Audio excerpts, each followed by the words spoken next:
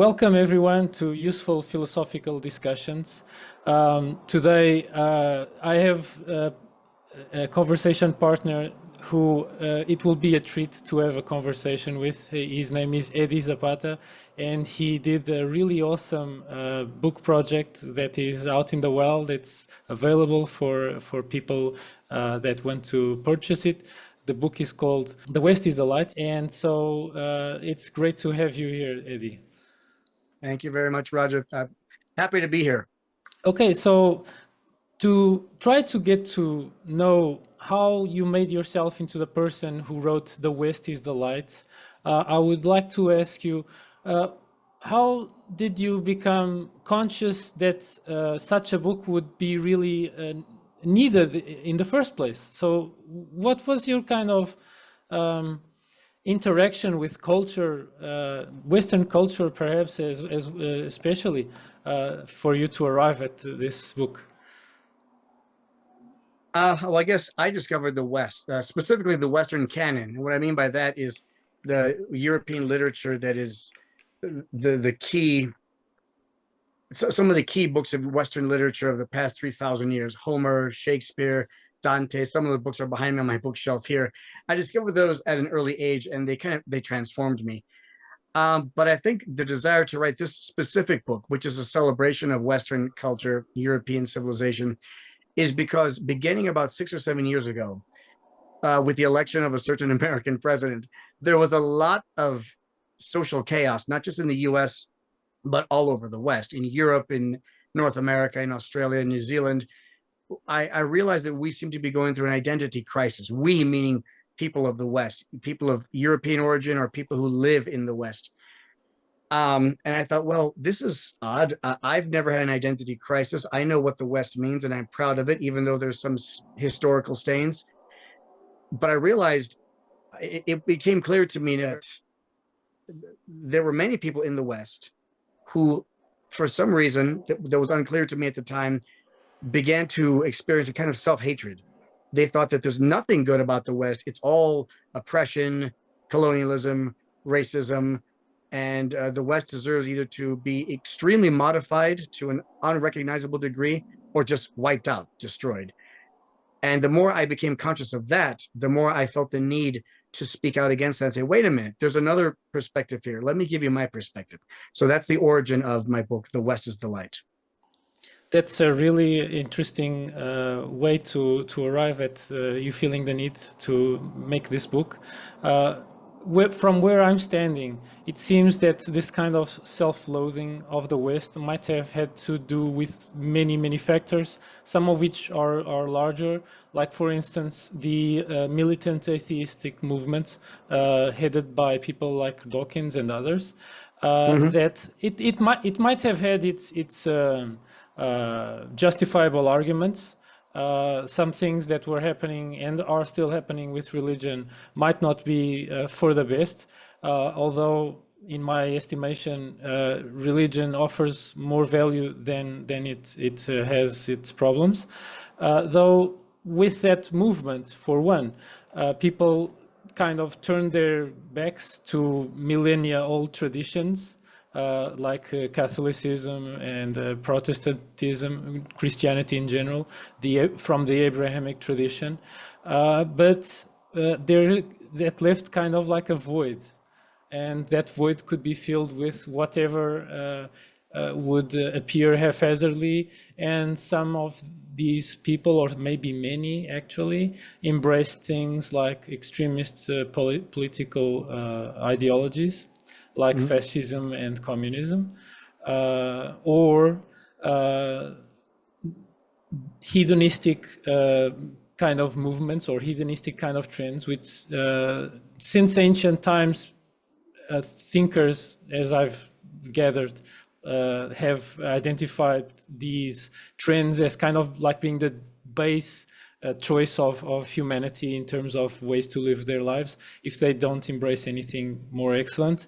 And so hedonism, nihilism, and the sadistic use of power crept into the place that was left void by religious tradition, which is way more than just accepting folk stories or parables or mythologies. It also brings a huge package of nicely put together ethical frameworks.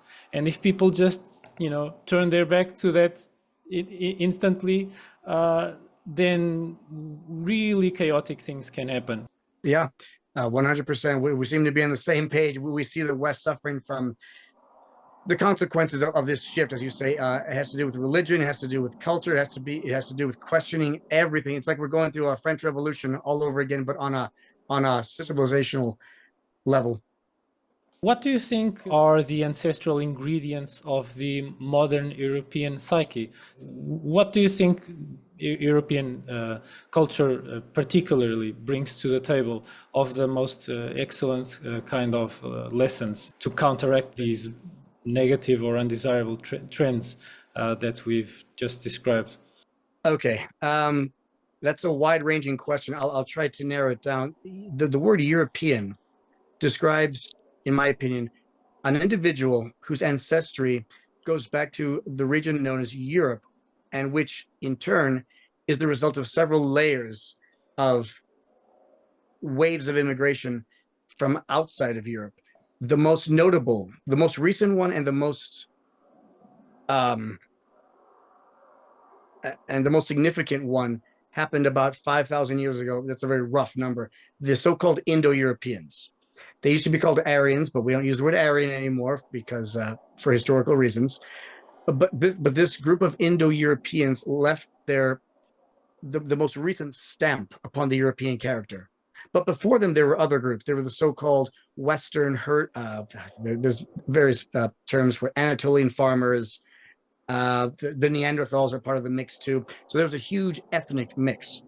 But the reason I zero in on the Indo-Europeans is because my reading of this group has shown me that they possess certain characteristics that are still seen in the European character today, in the European psyche. And specifically, to zero in on what I mean a kind of individualism. The word individualism means different things to different people. Briefly, I'm going to say here it's a respect for the individual as someone who has agency, someone who merits respect merely for being in his own individual person and not just part of a collective. It's not, we don't have the hive mind so much in the West as other cultures do. So individualism is one characteristic. Another one is a kind of restlessness of the spirit, a desire to explore that mountain over there, or to cross that ocean over there, or to split the atom. There's a restlessness to discover, a desire for exploration, which is expressed perhaps most poetically by the character of Odysseus in the Odyssey by Homer. He's like the an archetype of Western restlessness. Then again, he was forced to explore because he was trying to go home. Another ingredient in the mix is the heroic tradition, this sense of honor, of doing things because it's the honorable thing, and you want to look good in the eyes of your fellow citizen of the tribe or whatever. And we see this expressed in like Germanic mythology, Celtic mythology, Greek mythology, Achilles, Siegfried. I think Ben Beru is the Irish hero. There's this idea of it's an aristocratic impulse. I've got to be the best version of myself. So these three are some of the key ingredients: individualism, a restlessness of the spirit, and a heroic tradition are, I feel, some of the main ingredients in the European spiritual DNA, so to speak. They seem to be concentrated in, for instance, the archetype of Athena. So Athena was very, very prone to make her own choices regarding punishing people without going over Zeus even sometimes. She was very, very restless by facilitating technological innovation with the king of Athens, and she would help heroes systematically, often repairing the aftermath of her punishments. So basically, for instance, she would punish these sisters who were hubristically thinking themselves more beautiful than Athena, and she turns them Oh, into gorgons, and then she helps Perseus kill them. So I yeah, never thought of that. and the if we look at Western history, like the discovery, age of discoveries and whatnot, we found so much continents and other peoples and nations and mixed with them, and terrible things happened, no doubt, and also glorious things happened as well. And we made mistakes, sometimes really big mistakes, and we had to kind of, in our way, try to repair them or make amends or whatnot.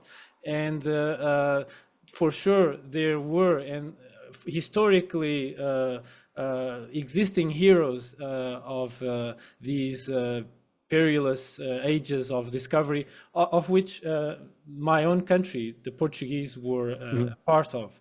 And no less Spain as well, and the Dutch and the English and Yep. whatever.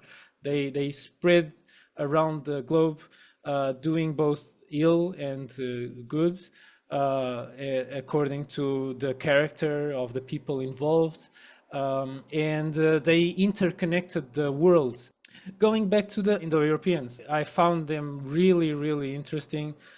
They seem to be very adept at creating cultural traditions that would last millennia. This is really visible to people who look at classics from ancient India, because the Indo-Europeans entered India, brought horses with them, and the horsemanship and husbandry of horses, and also the Vedas. So the very fact that there is a huge body of texts that has been passed down even orally, and still today orally, but also when writing developed through writing, and stayed more or less stable, and has tremendous value to teach in terms of ethics, and how to do statesmanship as well, and the kinds of stories that teach younger human beings to start to behave and integrate in a healthy way in society, but also things that we might be skeptical about, like dividing society in castes, and things that are maybe atrocious and unspeakable horrors. There's everything. But still, the very fact that they were able to create classical texts that lasted more than stones, basically, is really incredible. Michael Sugrue, who studied many, many philosophers, when he talked about Plato, he said that what Plato was doing, his project, could be all boiled down to, he looked at the Sumerians, the Egyptians, and he marveled at how they could last so long, be so stable. And he wanted to bestow his own people with a traditional foundation based in texts as well, like his dialogues, to help his culture, his people, build something to last like 10,000 years.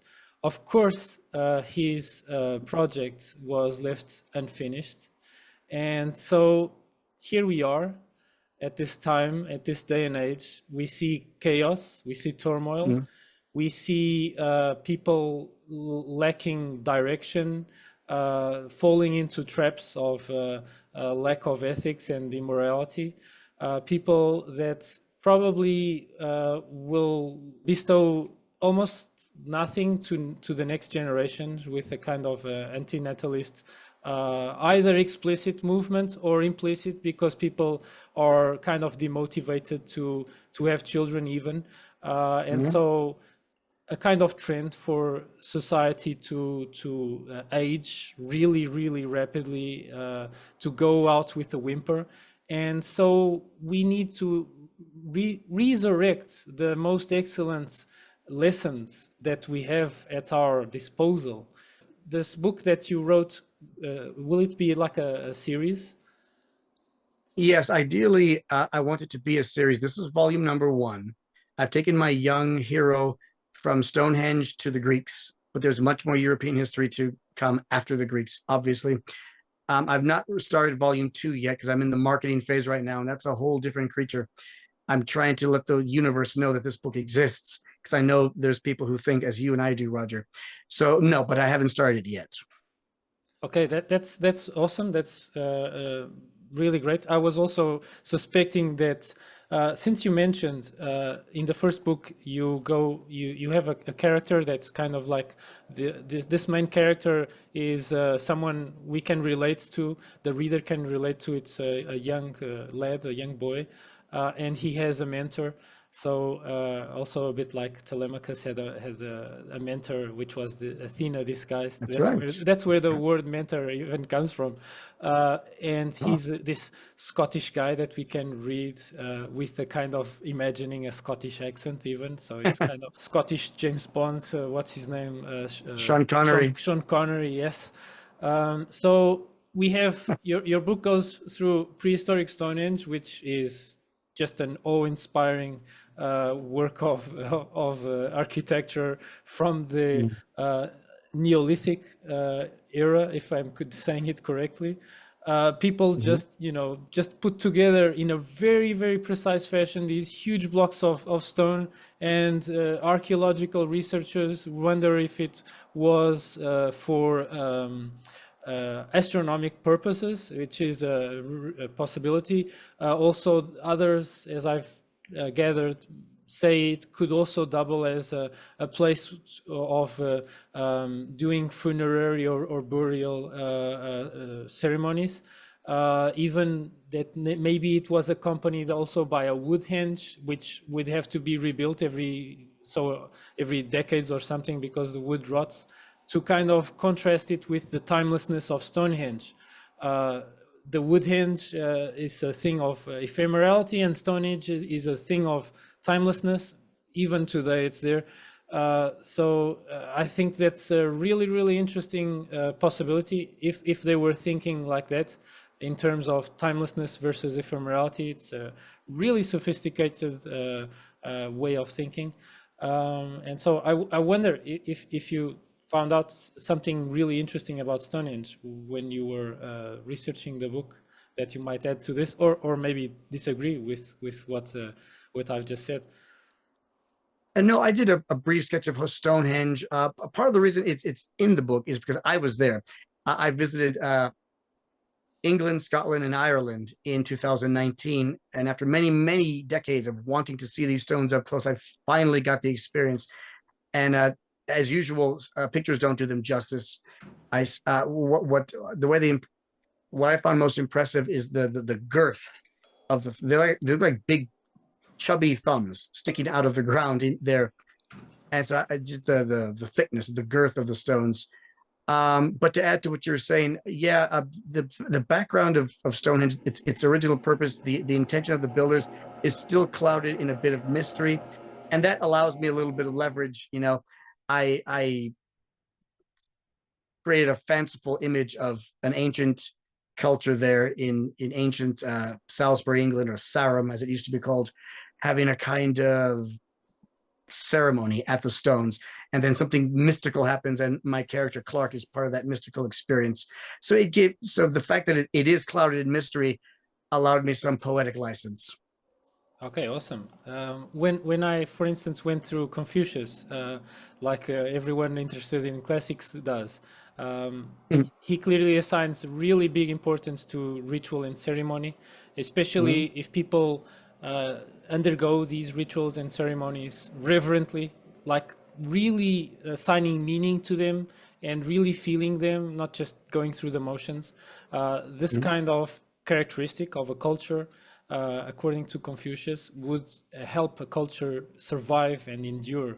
So it's worth to also consider that. And probably if they wanted to invest such a huge investment of resources, not just the materials, but also the labor and probably the time that they put into making that a reality, they probably, and if it was associated with ceremonies, they probably really assign meaning to those ceremonies. Yes. Yeah, it's a bit like the big cathedrals of Europe as well. If people, Right. if people are making a place of worship and ceremony and whatnot, Probably the ceremony, it means the ceremony is really, really important to them. They really assign value and meaning to that ceremony. So Yeah. I find it really, really intriguing how when you look at a populated place, a settled place, if you look at the biggest buildings, say look at New York and you see the skyscrapers, and these skyscrapers are from the probably the finance area, and so Hmm. people are really really obsessed with currency and money and whatnot. If you look at Rome and you see the Colosseum, well, these in ancient Rome, especially in the Hippodrome, the everything, you see that these people are really, really interested in entertaining themselves. And so, if you look at Paris when these big cathedrals were being built, people were really, really interested in religion, worship, timeless aspects of religiosity. Then you also looked at prehistoric Altamira caves in Spain. I have no Hmm. idea if it came before or after Stonehenge. If you know, just let us know. It came before, and I knew that when I wrote the book. I'm not sure why I put it in. I think because Alistair is from Scotland, and I'm trying to go back into my creative process now. I'm not sure, but yes, I knew that Altamira came before Stonehenge. But regardless, he went to Stonehenge first, and then he goes to Altamira afterwards, and that's a whole other world of the inner life of mystery of, just as you were saying, we don't know exactly what Stonehenge was, but we assume it was religious. And again, the paintings in Altamira and in France as well, we don't know, but we assume there was a religious meaning. Perhaps there was instruction on how to hunt, and that mystery just makes it more appealing to me as a writer. Yeah, the realism, even of the faded Mm-hmm. depictions, it Mm-hmm. really struck me as being almost scientifically accurate as scientific illustrations, basically. And so, yeah, maybe they did assign mystical kind of worship flair to whatever they did in the chamber with these depictions, but probably they were also really, really useful to educate the youth Mm-hmm. regarding how nature works, how the game uh, would come in seasons and go, how they would migrate, and whatever kinds of behaviors these animals had. And if you're explaining these really advanced concepts to young ones, and you're wooing them with these awesome, impressive depictions, probably they will pay attention and memorize and learn. So yeah, I think art has a really big contribution to education if it can be used properly with the figurative kind of art, basically. Yeah, and the American mythologist Joseph Campbell once raised a good point. He said, in order to access the caves, you've got to crawl through darkness as if you're crawling through a womb of Mother Earth. And once you finally emerge out of this subterranean womb, you come into this open cavern. Someone lights a lamp, or maybe someone's waiting for you already there, and all of a sudden, there they are, all these beautiful animals, and just the shock to the psyche that must have been that must have been felt from that. Yeah, it's a huge contrast from Mhm. the trajectory to there, and the it's almost like they built an artificial sky there, populated Mhm. by these wonderful animals. And uh, I did a virtual tour there with a video that the people managing the site did.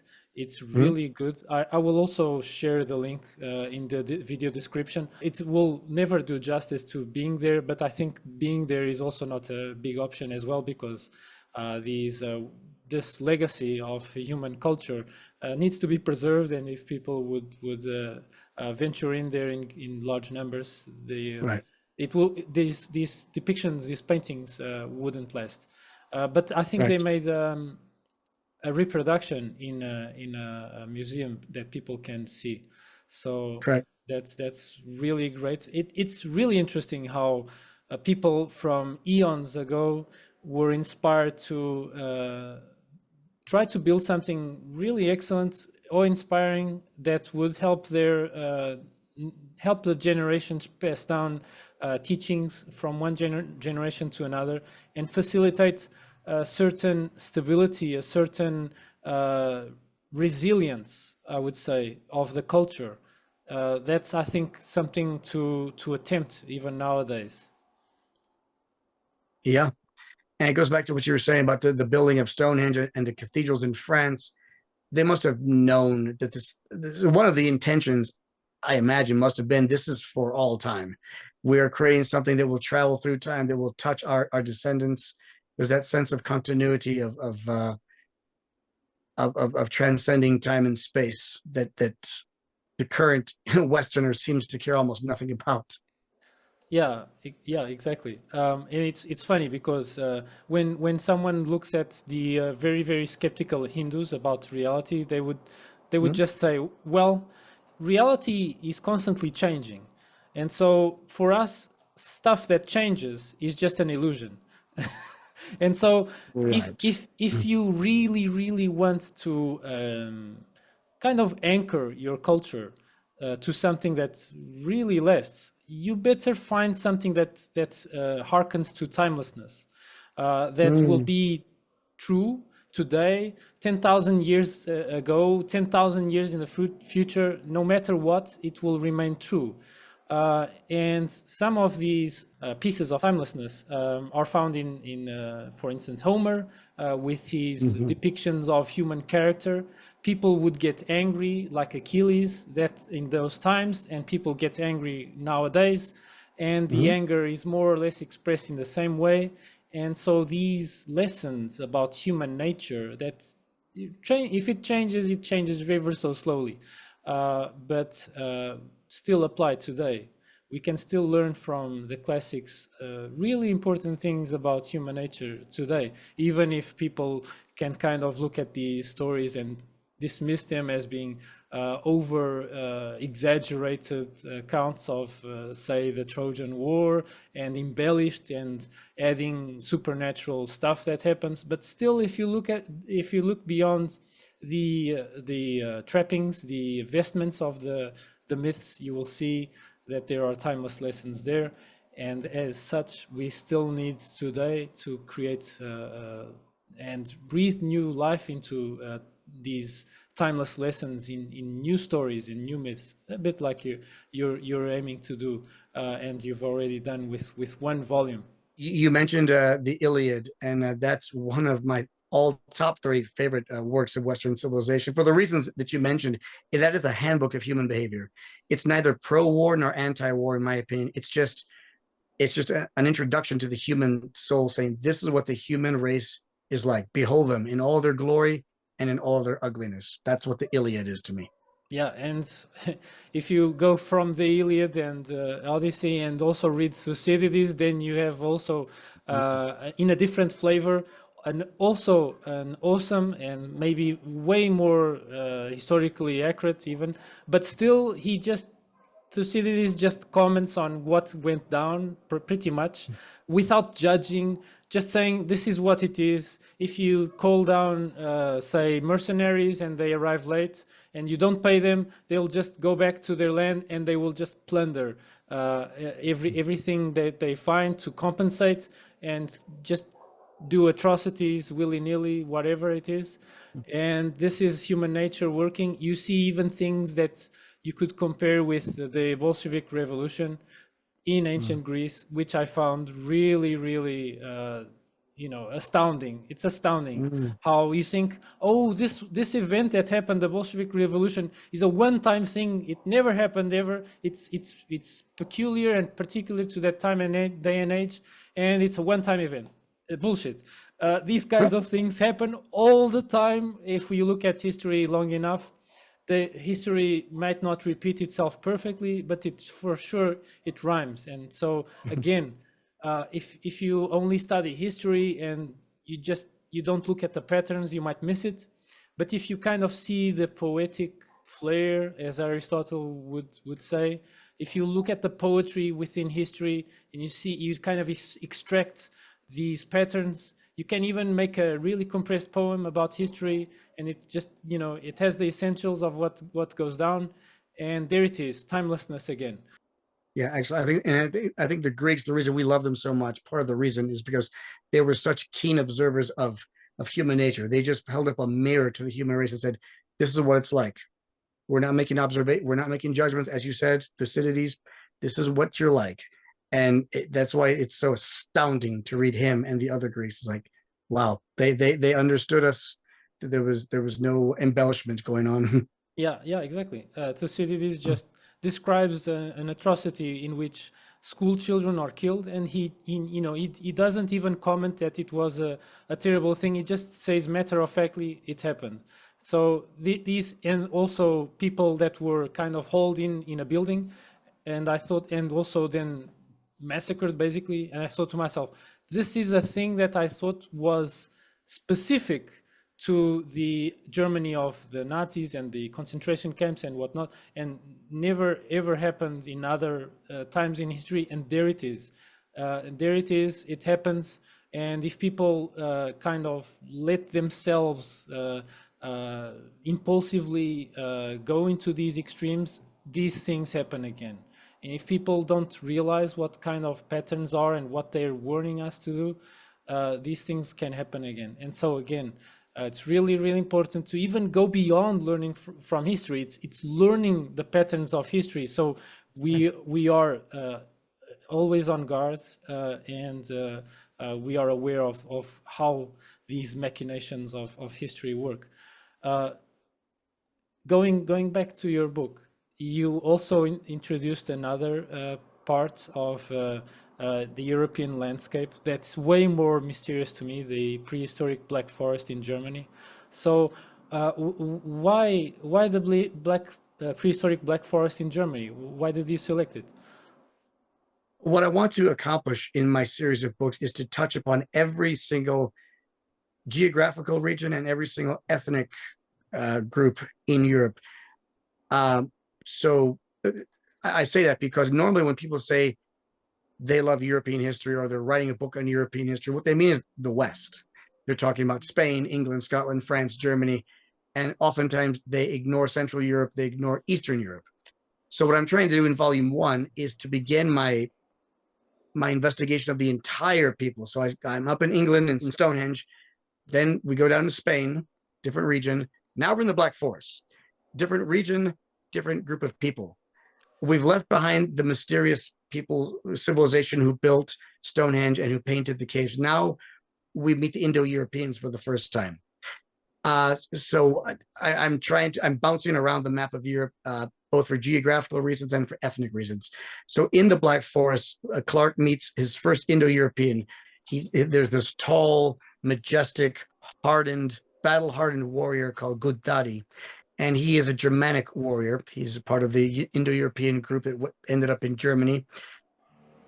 And when Clark is in the Black Forest, he begins his introduction into the Indo-European aspect of European culture. His guide, Alistair, gives him some background. He says, "Now, Clark, I want to explain to you that Europe is several layers of civilization built on top of each other. The most recent one, the ones closest to us and who left the greatest stamp upon us, are the Indo-Europeans." So after having this background discussion, Clark is introduced to his first Indo-European. As I said, it's this Germanic warrior. And in the Black Forest, this is I don't give a specific time, so I want it to remain a bit ambiguous. So I don't mention whether this is consistent with the Roman Empire, the Roman Republic. They're just Germanic people living in the Black Forest at some point in prehistory. I leave it just ambiguous. I don't want them to be touched by outside forces. And while he's with this Germanic tribe, he learns fighting skills. They go out into the forest and they engage in a kind of male ritual involving putting on wolf skins. I didn't copy that from the movie Northman, by the way. This came out before. Also, I introduced the idea of the Korios. I'm not sure if I'm pronouncing that correctly. There's a concept introduced that was introduced several years ago, that the Indo-Europeans had a kind of ritual by which their young men would leave the tribe for a certain specified amount of time and would undergo various physical trials to prove their worthyhood of being men, of being warriors, and then they would be reintegrated into society. And this initiation trial involved things like hunting, fighting, living off the land, pretty much toughening themselves up physically and mentally. So there's a little taste of that in Clark's journey in the Black Forest. Wow, that sounds really similar to what the Spartans did with the That's goatee. right. Yeah, That's right. probably there's Indo-European influence there as well, because I'm sure it's these peoples who invaded mainland Greece from the north and brought the Doric culture there. Probably they had Indo-European ancestry or ties or connections or whatnot. So the Greece from the Iliad was invaded afterwards, at least according to Isaac Asimov's The Greeks' Great Adventure. There's also for people to get to know the Germanics. One of the ways in which I got more or less familiar with them was by studying Marcus Aurelius' life. So he had quite a bit of warfare with the Germanic tribes to the north of the Roman Empire, and they were quite good fighters and terrorized the Roman Empire quite a bit. So there was also an interaction there with the Roman Empire for sure. yeah, yeah. People often think of him in terms of his private journal, but they forget that he had an interaction, as you said, with the Germans. I think there's a famous statue of him very graciously extending his hand and pardoning some Germanic king or warlord that he had just conquered. Yeah, well, he demonstrated quite some excellence that could teach people regardless of the time and age in which people live. So again, I see timeless wisdom in the thoughts recorded in the journals of this philosophical emperor, Marcus Aurelius, Mhm. and what he learned with such a foe, not and also from his teachers who came from basically Greece, the Hellenic Mhm. tradition. He Mhm. was, as much as he could, absorbing wisdom, timeless wisdom from the Greek culture, as much as he could. I even imagine that if he could go beyond and also absorb, say, Buddhist sutras and Hindu texts, he would also go to them and read and learn from, say, the Upanishads or from Miyamoto Musashi's Book of Five Rings. He would just, he would go further. But he had what he had at the time that he had, and he had the wisdom from the Greek world, and so he didn't discriminate a lot. He didn't, people say he was a Stoic emperor with some reason, because many of his thoughts are Stoic thoughts, but he would go beyond and he would read from the Platonists, the Cynics, the Epicureans, etc. So to me, he is a confluence of European excellence, especially from the Hellenic world. So I assign so much importance to this guy, who actually was my introduction to philosophy in the first Oh, place. I Yeah. discovered him when I was in my 20s in the military a long time ago. So yeah, he's lived in my psyche a long time too. So I hope that there are more books in your series, and one day your main character has a chat with Marcus Aurelius. So that would be something something to behold. Might make an appearance because Clark has already met Socrates. So Socrates is in volume one. So we might meet the philosopher emperor in volume two. Yeah, that's awesome. Yeah. So after mentioning the prehistoric Black Forest in Germany, you said that the fourth and I think there are four in total places where Clark and Alistair visit in the book is ancient Athens, of all places. So it's kind of a no-brainer that you would mention ancient Athens. But what kind of springs to mind that you find awesome and excellent in ancient Greece? Well, I open up the section on Greece with a quote from a woman named Edith Hamilton.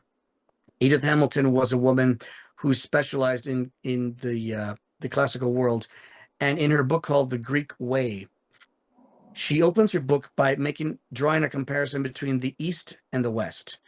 And she says, broadly speaking, that in the East, in places like Mesopotamia, India, China, Egypt, in spite of these colossally beautiful structures like the pyramids and the ancient cities of the Indus Valley River civilization in India, etc., the Sumerians, on a spiritual level, there was something that distinguished them from the tiny world of the Greeks.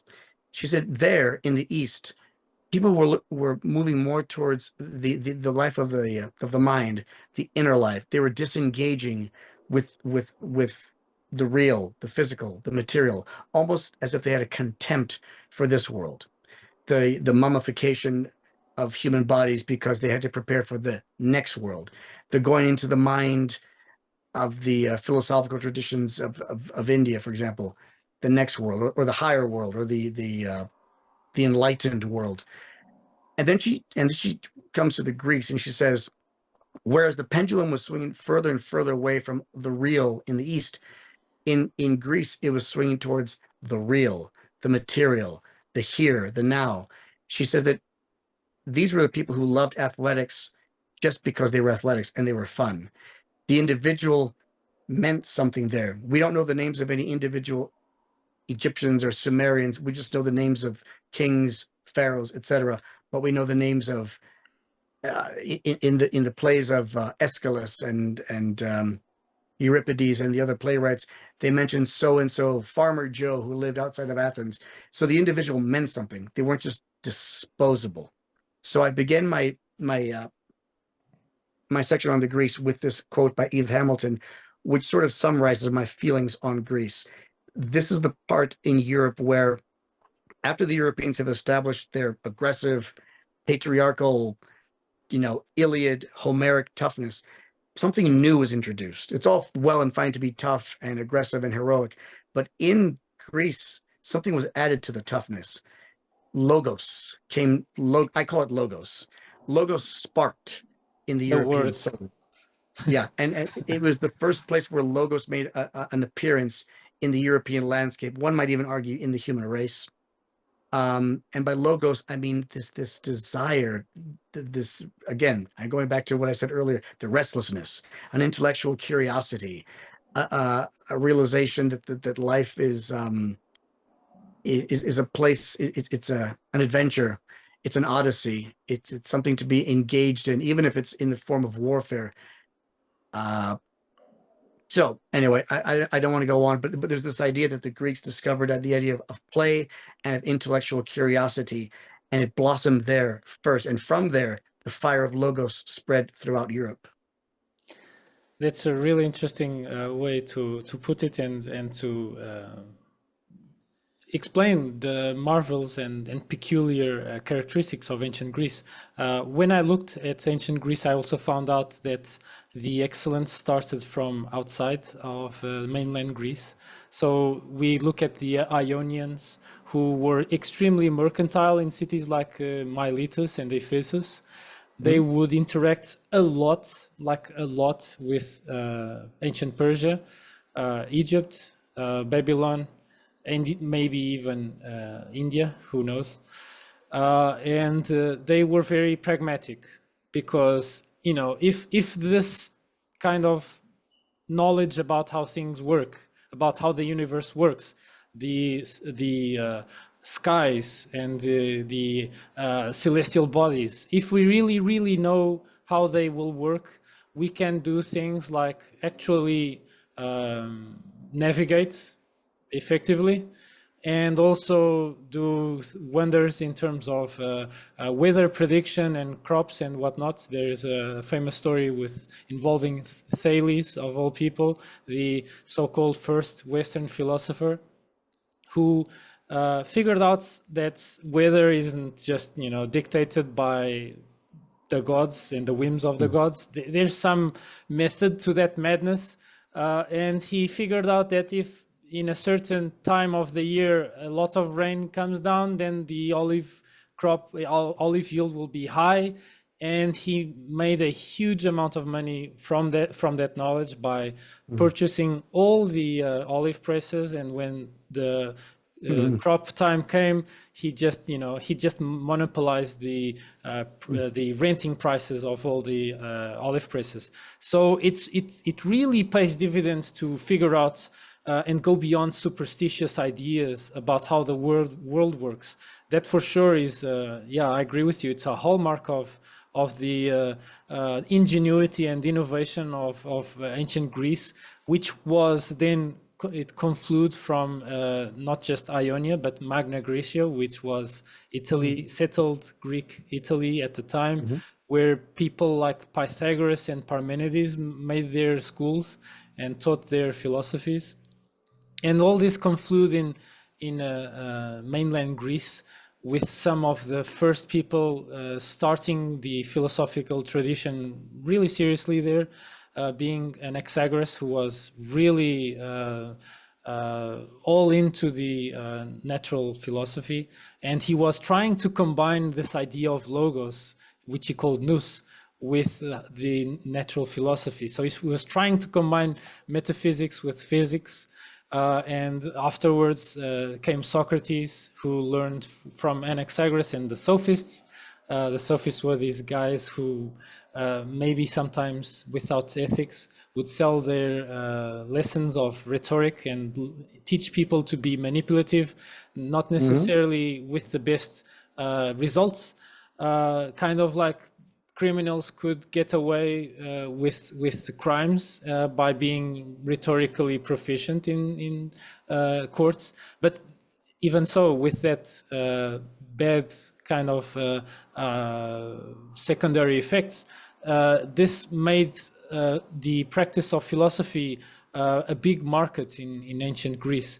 And so seeing all this, a character emerged that makes scholars talk about philosophy before him and after him. Socrates emerged there. He looked at all the excesses of both the sophists and the natural philosophers, and he thought, well, no one is paying attention to the human soul. And so he starts the philosophy of the human soul really seriously. And then we had Plato, Aristotle, and the rest is history.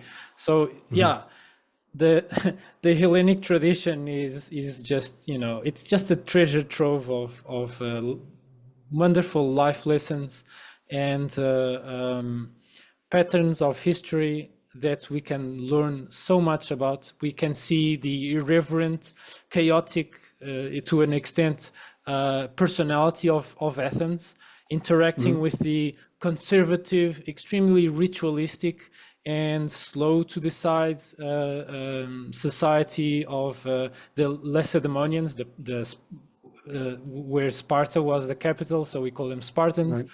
It's a really, really interesting interaction between extremes of conservatism and extremes of we shall innovate and just do everything we can to become more wealthy and profitable and etc. So a ton to learn from ancient Greece, that it left its indelible mark in European culture. Perhaps the only other aspect that was not brought up was I do not explicitly mention religion in the book. However, I do want to express that I am a Catholic, and just as J.R. Tolkien wove Catholicism in a very subtle way into the Lord of the Rings, there is a message is the wrong word. That sounds preachy and pretentious. That there's lessons to be learned, maybe. Well, yeah, there's certain there's a pattern there which I'm trying to place in there. So I want to honor both my love of European history and also what I feel to be Christian Catholic truth. So I just want to, in the name of full disclosure, there's an underlying there are underlying themes, there are overlapping themes within the book. Well, who better to kind of create an extremely um, excellent role model than the Greeks, who were fond of heroes, Mm. influenced by Socrates, who and the tradition that he sparked a huge knowledge of the human soul, and all this influence that came from perhaps the East with the Buddhist and Hindu lessons of avoiding suffering and non-violence and whatnot. All it seems to me that all this conflude in Jesus Christ. Basically, he is a confluence of tremendous amount of wisdom and life lessons, how to be in the world, basically. And then the Greek tradition, inspired by this person from the Levant, basically this historical person, they created such an awe-inspiring tradition that basically says, well, look at this character, look at this individual, look at how he conducted his life. Isn't that awe-inspiring? What if more people are like him?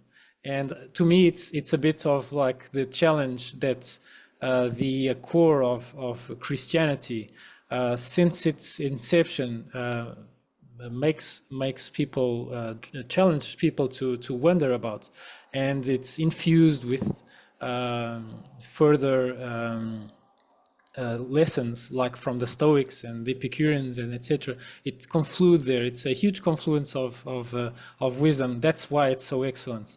That at least that's the perspective I got on the tradition that was sparked by Saul, who would later be called Saint Paul.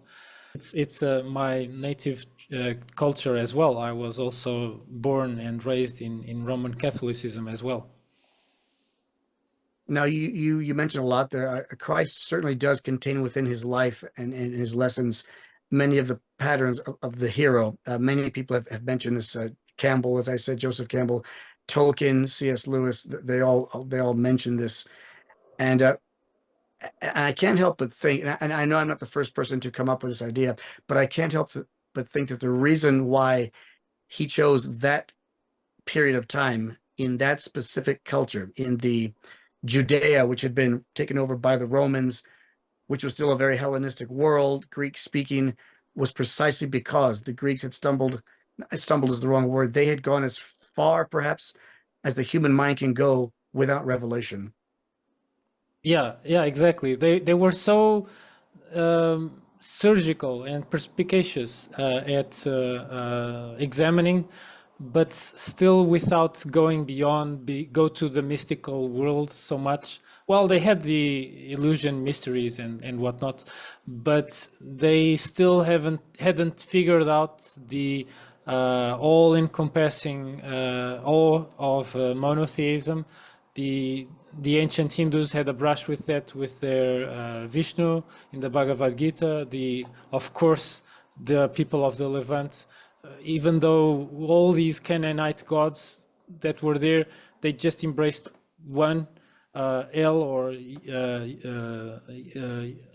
Yahweh, one of these anyway. And it really makes the religion have basically a big mouthpiece that inspires awe, maybe even fear and trembling, like Kierkegaard would say. And people pay attention to that mouthpiece. And so if you dispense life advice through such a mouthpiece, people will learn from it. It will pass from generation to generation. People will pay attention. People will remain civilized and ingrained in culture and rooted in a culture. And so even though people like, for instance, Frank Herbert look very, suspiciously at religion, religion is a Mhm. tool to control the masses. Well, Right. yeah, it's also that if it's in the hands of sadistic psychopaths, but if it's in the hand of people that are really loving of humanity and of the common good, they really can guide people into the unfathomable expanse of the future millennia, using these kinds of ways to keep a culture going, basically. So I think that we really, really need to learn from these patterns of not just philosophy, but mythology and religion, and put something together today. Maybe even the clock is ticking, because nowadays we are able of way more destructiveness than ever before. Our culture is so much more chaotic, and so I think the stakes have never been so high in terms of the chaotic potential of human Mhm. beings. But we are also at never before seen levels of orderly potential if we use our cards right, if we use our gifts right. And I think rarely people are aiming at the excellence of doing that. So yeah, this is kind of like my reading as well of what needs to be done, of the urgency of what's at stake as well. Yeah, I think so. We are at a crisis point. I don't know. We're going to go either this way into the dustbin of history and degeneracy, or this way in terms of a rebirth or renaissance. It's got to be one or the other. I mean, what else? It's so chaotic here now, as you say. Yeah, it looks like the story of the choice of Hercules. Humankind is Hercules, the wooden club is our technology, and we have the timeless lessons of the most brilliant and wise human beings to ever have lived, regardless of where they lived and when they lived. And we also have the impulses of human nature that have always been with us, always will be, and try to push us to whatever feels better and pleasant. And it turns out that if we only pursue pleasantness and feel good and Mm. etc., we get attached to vices, we degrade ourselves, we become less competent at passing things down to the next generation, of even creating a next generation in the first place. And so, yeah, I agree with you. We are at an inflection point, and I think what is a challenge here is to actually put into words what is going on in a lucidity, sufficient lucidity for people to get it, to get the urgency of what's going on. Maybe to even be inspired to look at the classics, like you have done and I have done as well, and probably will continue to do. It's not a it's not a difficult thing or a miraculous thing. It's just people have audiobooks and whatnot. We can do menial tasks and listen to the Iliad while we walk our dog, do the dishes, do the laundry. The laundry and the dishes might be infinite, but so is human wisdom and philosophy and mythology and religion. So you'll never have a boring time if you kind of aim yourself at the right direction, because even though most of our human legacy has disappeared uh, tragically.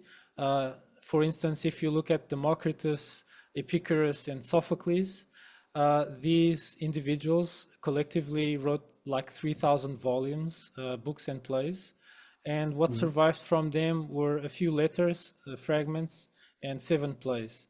And so this is just my way of showcasing with an example what we have lost. If we also factor in the atrocities from the Muhammadian invasions of India and the book burnings of ancient China, and even also the revolution, the cultural revolution in China, Right. it's staggering. It's just staggering how much humanity has lobotomized itself, basically. And even despite that, things like the meditations, the Iliad, the Odyssey, the Vedas still being here, and the Bible, and etc. These classics that have endured for millennia still being here, it's a miracle. It's a miracle that we must appreciate. And even though people might have, you know, have arguments against some of the points that are made in such volumes, there is for sure timeless lessons there to be learned, even if we don't wholesale agree with each of these classics of humanity. But I think people need to stop paying so much attention to the heat of the moment, to pop culture, and start looking at timelessness as well. No argument there. And of course, you have done some really interesting work of looking at the different aspects, the different examples of excellence and cultural important lessons from Europe, from these four places that you showcase in your book: prehistoric Stonehenge, prehistoric Altamira, caves in Spain with the depictions, prehistoric Black Forest in Germany with the Indo-European peoples, and then ancient Athens with, we just can go on infinitely talking about what went on in ancient Athens. So yeah, this makes Europe a really unique place to start this journey of looking at the classics, for no doubt. And so maybe your book will be the first contact for some people, hopefully many people. I hope you have tremendous success for people to start to get into contact with timelessness, with timeless wisdom, and why it is important to start to look at it, rescue it from the past and bring it to the present, and look at it and examine it and figure out why it's important to go through it again. Well, thank you. Thank you for this interview. Thank you for helping me get the word out, as we both seem to be on the same page that the West needs to heal. Thank you, Eddie. And as always, I will share all your materials in the description. And thank you so much for this conversation, for the opportunity to listen from your book project and that's published there in the wild. And I wish you much success with your future endeavors, that it may become a series that encompasses even more, in more completely, what marvels and wonders to learn from the European culture, what European culture can offer. So I wish you great success. Thank you very much, Roger. You as well.